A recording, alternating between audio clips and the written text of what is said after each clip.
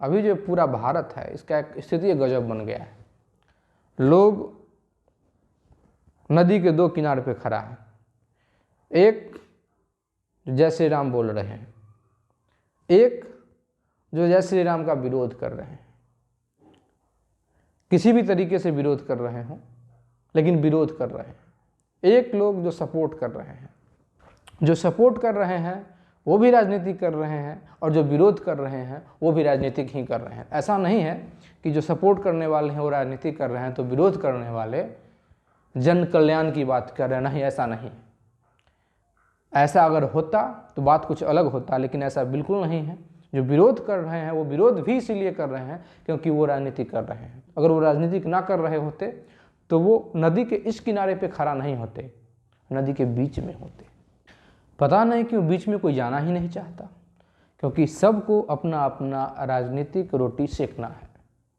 जो भी व्यक्ति को कुछ बोलना आ गया है, कुछ बोल रहा है, कुछ ज्ञान हो गया है, कुछ पढ़ लिया है, वो सब चाहता है कि हमारा जो राजनीतिक भविष्य हो थोड़ा उज्जवल हो, थोड़ा अच्छा हो, और इसी चक्कर में चाटने पे लगा हुआ है।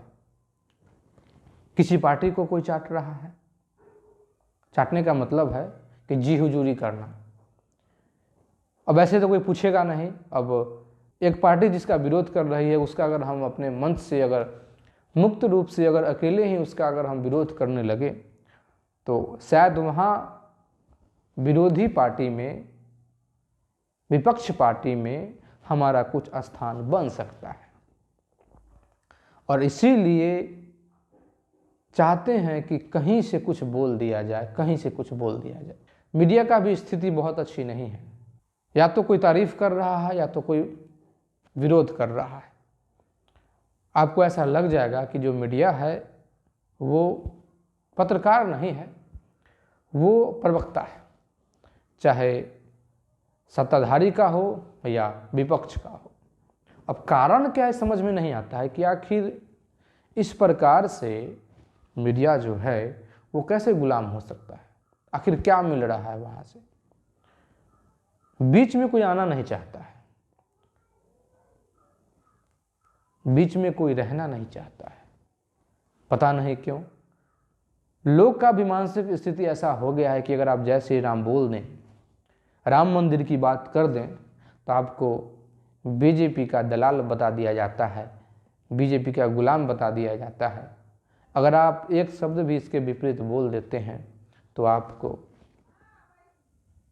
इसका राम का विरोधी बता दिया जाता है।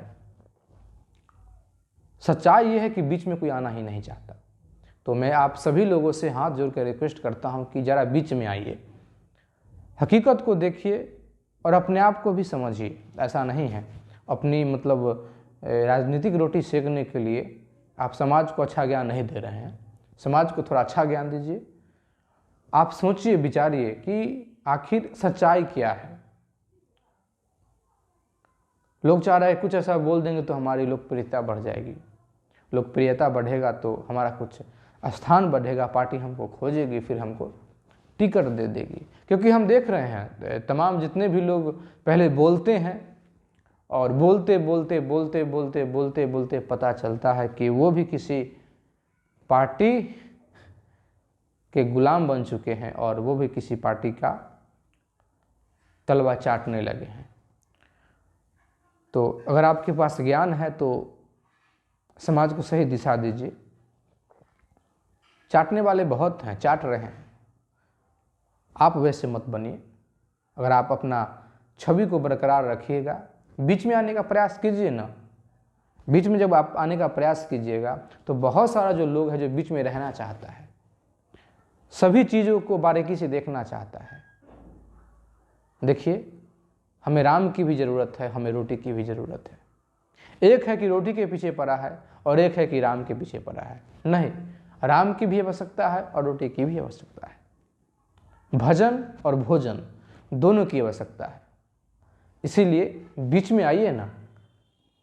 आप रोटी के पीछे पड़ चुके हैं कि राम की कोई आवश्यकता ही नहीं है, राम का कोई अस्तित्व ही नहीं है।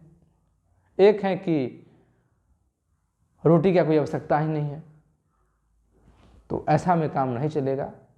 बीच में आइए। अगर आपको अगर आपने अपने अध्ययन से ही कुछ ज्ञान प्राप्त किया है, आपको लगता है कि आप समाज को सही दिशा दे सकते हैं, तो बीच में आइए और बीच में आके समाज को सही दिशा दीजिए।